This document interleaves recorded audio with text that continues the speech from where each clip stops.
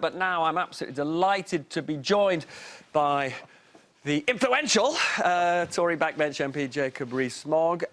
Jacob, you are the leader of a group in Parliament, the European Research Group, which has got very clear views on the sort of Brexit that we should be negotiating.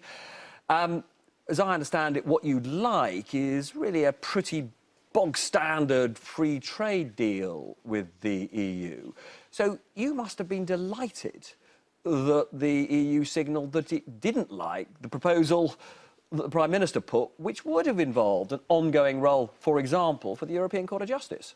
Well, what the Prime Minister set out in relation to the European Court of Justice is something that any Eurosceptic can accept. Because, really? In respect of medicines and chemicals and aviation? The Prime Minister was absolutely clear that how we regulate our medicines will be up to us, but that the Medicines Agency, being a European agency, will be subject to the European Court of Justice. But that doesn't make us subject to the European Court of Justice. But it does if she got her way of being an associate member, surely? No, it doesn't. The internal rules of the Medicines Agency are subject to the European Court of Justice, but we have made a decision or not to join that, and we would regulate our own medicines as we saw fit, and we would then decide if the ECJ came out with a judgment whether we wanted to apply it or not, whereas currently the ECJ is automatic law in this country, and that's a fundamental difference. So we accept... Well, it's a fundamental difference, but if you're right that that is indeed what's on the Prime Minister's mind, and I'm not sure it is completely... The Prime Minister is completely clear about that. But in which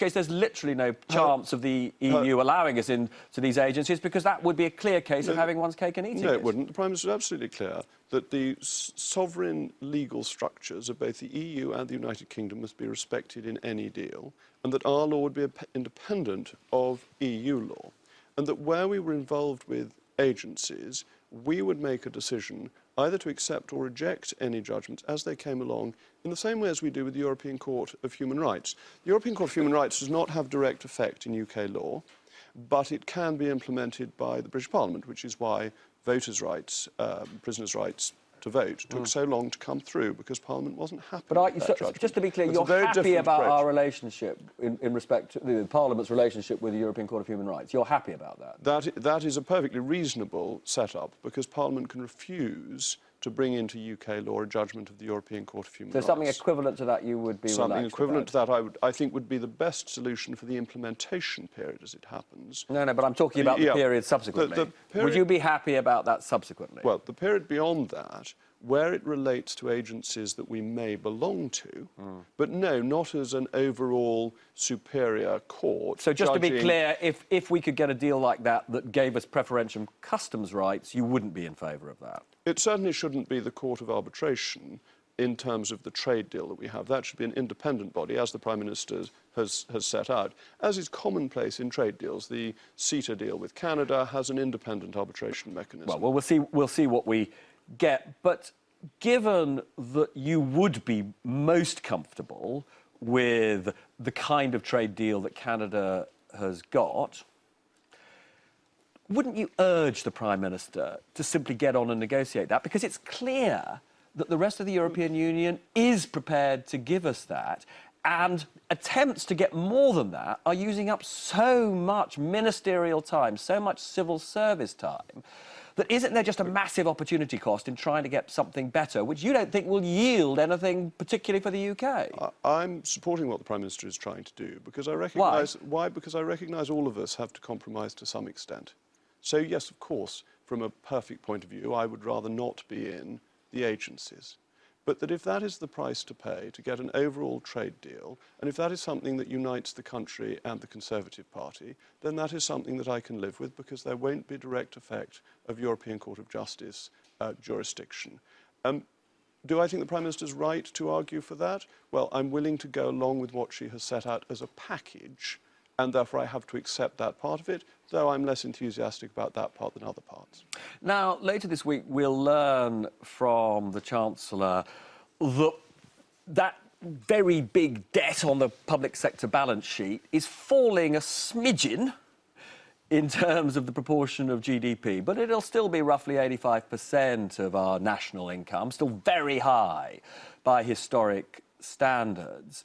Now, lots of your colleagues think that this is therefore the moment for austerity to come to an end, for the Chancellor to be more generous in terms of funding public services. There are others who say, but the debt is still very high. Where do you stand on this? Well, this is not the time to start spending money like there's no tomorrow. Right. That there is still a large debt and there is still a high annual deficit. And I think to exclude various bits of government expenditure, such as interest payments, is a mistaken way of approaching it. I think you need to look at the total figure. Sure.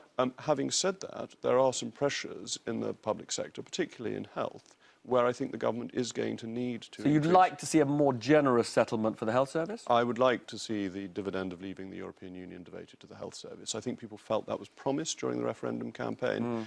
And the figures on health spending in real terms since 2010 is a 1.1% increase, whereas in the period of the Conservatives in government from 79 to 97, it was 3.4%. So we're running at a significantly lower real terms increase in health spending currently. And with an ageing population and with increasing medical sophistication, I don't think it's realistic to expect that the current levels of spending can be maintained. And very briefly on the issue that is dividing the cabinet, which is defence spending, where are you in terms of that argument? Gavin Williamson arguing that he needs a much bigger budget. Well, we clearly have great threats to face. What has happened with Russia shows us, assuming it is Russia, but that seems a reasonable assumption, that there are serious threats to the defence of this country. And we read in the papers that the follow-up may be a cyber attack and that Russia has been involved in cyber attacks previously. We have to be very conscious of the threats that there are in the world, but there is limited money. And so the question is, where do you get the money from?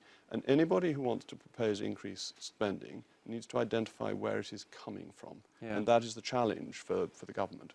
Now, in terms of the Russian threat, and you just mentioned the Russian cyber threat, as it happens, I took a quick look at your Twitter feed, and there are some slightly odd accounts promoting you. Have you looked to see whether or not there might be Russian bots, for example, essentially promoting your tweets or promoting Jacob Rees-Mogg? I have no idea. I would be very surprised. I can't think why the Russians should wish to... Well, except they do have a history of basically sowing dissent by...